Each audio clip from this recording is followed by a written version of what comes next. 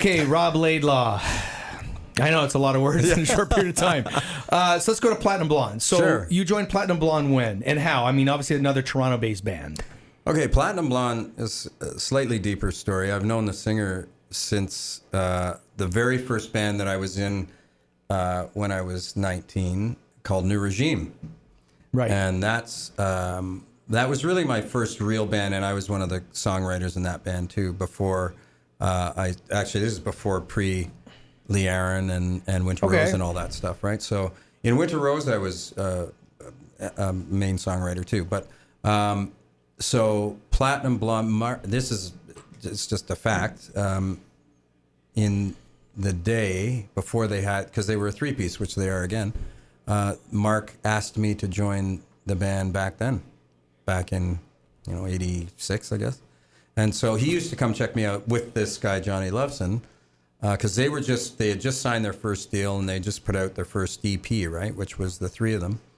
And they'd already recorded Alien Shores, but they wanted to go four-piece. So I was approached by Mark at the time, but I was also approached at the same time by New Regime. And Mark basically said, so we need a guy that's got the image and can play. Well, you had the hair, clearly. And actually, we should probably show a picture of you here with your hair, because it's pretty rockin' in Platinum Blonde. So go ahead. And so that's the reason you got the gig, right? Yeah. Well, yeah. As I said at the very beginning, I've been follically blessed, right? And all through the years with Karen, I had really super long blonde hair. Yeah. So anyway, I turned it down. I took the New Regime gig, and we all make decisions and stuff. But so then Kenny took the bass. Kenny took the bass gig, yeah. Right? Kenny McLean, because Kenny had his own band at the time, right? But Mark and Ken. So why did Mark just wanted to be a lead singer? He didn't want to play bass anymore. That's exactly what it was. Yeah. Selfish prick. Yeah. No. So anyway, when Platinum Blonde broke up in '92, I was still in Karen's thing, playing with Karen, and Platinum Blonde ended entirely, and Mark hired Randy and I to be Randy Cook. Yeah. It was just a recording project at the time called The Breed, and we recorded that record at Jeff Healy's studio, because Jeff had just popped internationally on the global scene, and we recorded a whole record which Rich Chicky engineered. So it's all all of us, any of us at this point that have been in it this long, we all know one another, right? Were you in any videos, Platinum Blonde videos, or no? I've been in two Platinum Blonde, not back in the day though. No, not back when Much Music was running them in the 80s. Mm-hmm. No, I wasn't in the band. Yeah. So anyway, that was my first sort of, as I say, I've been friends with Mark for years and years and years since then, right? Right. As a matter of fact, I think we went and saw the movie The Lost Boys. He always thought I looked sort of like Kiefer Sutherland. And anyway. It's a romantic date. Yeah, it was kind of bromance, right? But anyway, no, not at all. And I never wore lingerie. Not publicly. Yeah, that's right. But anyway.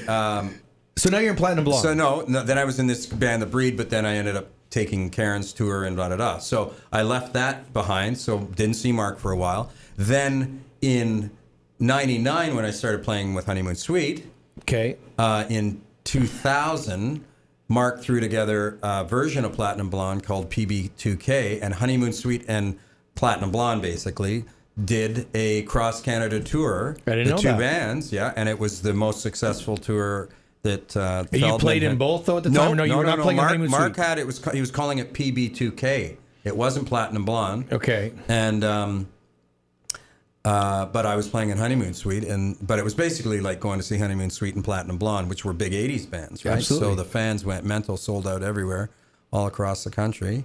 And then but by that point, I was entrenched with Honeymoon Suite. I was co-writing with Dermot and John and playing with them. But no, Mark stopped that, and then I didn't really hear from Mark for a few years until. And this is where the Loverboy thing ties in, and the Survivor and all the other projects.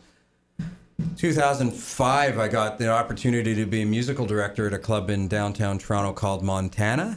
Yeah. Yeah. Okay.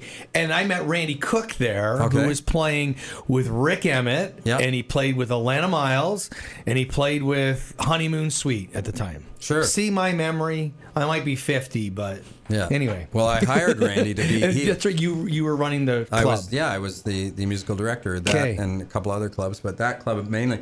And so the owner, which was a really great opportunity, gave me this budget to put every Thursday. So we were there every Thursday, Friday, Saturday, but Thursday nights, to gain momentum and to pack the club, he started this thing, and we partnered with another radio station in Toronto. Can't remember what they were. Anyway, to do this, we called it Retro Rewind Thursdays. I'll say that 10 times fast. Retro Rewind Thursdays.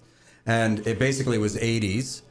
And because I'd worked with so many of these 80s bands, the owner said, well, Rob, why don't you make some calls? So I did. And here's how random this was. We were selling out too. Once we started this whole series, every Thursday night, people would actually buy blocks of, this month we have, Carol Pope, Rough Trade, Kim Mitchell, Mark Holmes, Paul Hyde, like we went through, Ivan from Men Without Hats, everybody, Johnny D.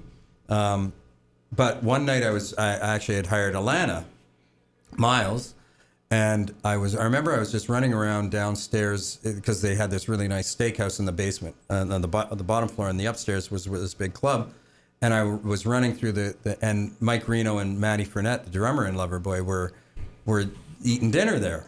And you thought maybe they need a bass player. No, not at all. As I was running, trying to find one of the players to go upstairs and play with Alana, Mike recognized it because we had done some shows. Honeymoon Suite had opened some shows for Loverboy, and he just said, "Hey, Rob, how you doing, man?" And I was literally crazed. Did you have a bandana on or no? Doing? Like a red bandana? No. No. Yeah, okay. And I just said, "Oh, dude." He goes, "What are you doing here?" I said, "Oh, come on upstairs. I'm playing with Alana." And he actually came upstairs. Maddie and him came upstairs, and he sang. He got up and jammed with us with Alana. Can't even remember what tune. Still Got This Thing for You or something. One of her songs. And then and Maddie got up and played drums. And Mike literally said to me, he goes, "This is great. I'd like to do one of these." Right. So that's how my relationship playing with Mike started. And then I just So you went and toured with them for a bit, or just a few shows? Just shows. Just a couple shows, yeah. Shows. But I worked with Mike a lot, and then Mike opened his Rolodex to me of singers because you sort of went through all the Canadian singers that you could go through, right? And I went through lots, right? And but then he opened his Rolodex to the American singers, right? So Jimmy Jameson, Dennis DeYoung, all those, like tons of people that we ended up being able to pull in. Because I had this great budget to do this great thing, right? Yeah. And then it led to doing corporate gigs with a lot of these different guys in different places. I went down south many times. I went to John Daly's golf tournament with a couple of these guys, and yeah. So where do I want to go now? Let's talk. I just want to go back to Platinum Blonde just for a minute. Oh, sorry. Okay, no. You're not. It's fine. And we're going to talk about some of the Honeymoon Suite stuff again. But with Platinum Blonde, you had told me that was kind of a dark part in your life, just based on alcohol, drug, and you were playing in St. Catharines and had a seizure. That's correct. Backstage. And Mark, I have Mark to thank for holding me through it. But that time of your life, I mean, things, and then kind of take me through a little bit of that, like what that was like, because. Okay, well, yeah, I mean, alcoholism is the one thing that you did say at the beginning, which is absolutely true, it is rampant in this industry, 100%. I mean, is it any more prevalent than it is? Like, I've got two friends that work on Bay Street, and they're brokers, and they do inordinate amount of cocaine, right? So it's not just music. I get it. Yeah. I mean, Freud was had a problem with heroin, for God's sakes, right? So that's the grandfather of psychiatry. So I think addiction is just part of our nature, human nature, absolutely. Right? So I think the biggest crutch that we have in the music industry is that exactly what you said when you said what's the moniker or the heading of the music industry? It's sex, drugs, and rock and roll. The talent comes last in that equation, right? And I've been in music for a long time. I got zero talent.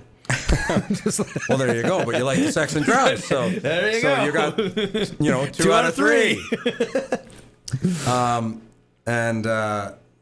So if you definitely had a leaning towards substance abuse, which I did from a very young age, it was not going to help to be playing rock and roll. No, I mean, it was encouraged, and as a matter of fact, it was tolerated and encouraged in some instances, and bad behavior was tolerated, like really abhorrent behavior, right? Yeah. Like treating people poorly, just being disrespectful about people, right? Other people. Yeah. Like looking back on it, again, there's not a thing you can do about it, but I certainly wouldn't have reacted with the clarity and the way I feel today, right? At all. So back then. I happened to be at the worst. That was the height of my sort of abusive behavior was leading up to my last seizure, which was 4 years ago in July. Right, and then and it was in Platinum Blonde. Yeah, I spent 6 years with them, and how I got the job. Well, Mark had known me for years, and when they were inducted into the Hall of Fame in 2009, Mark called me up and literally said, "Rob, could you help me put together the original?" Which was Sergio, right, and the drummer Chris, because Kenny had passed away incidentally from alcoholism. Right. In 2007. Would that have been the worst? How do I say this? Like the worst band as far as substance abuse then to you? Like I mean, every band was. For every me. band, yeah. No. As a matter of fact, Serge doesn't have a problem. Mark's fine. But I literally just transferred from band to band. Right. Oh, great, free booze. And a bit of drugs. I mean, primarily it was alcohol for me. But unfortunately, when you get to the point where you're that intoxicated, anything that passed by came through my transom, I'd go, yeah, sure, I'll try that. So. Well, can we do one more segment? Yep. Real quick. That's Rob Laidlaw, Shane Christopher Neal, Industry 45, right here on Giant TV. Be right back with more Rob Laidlaw.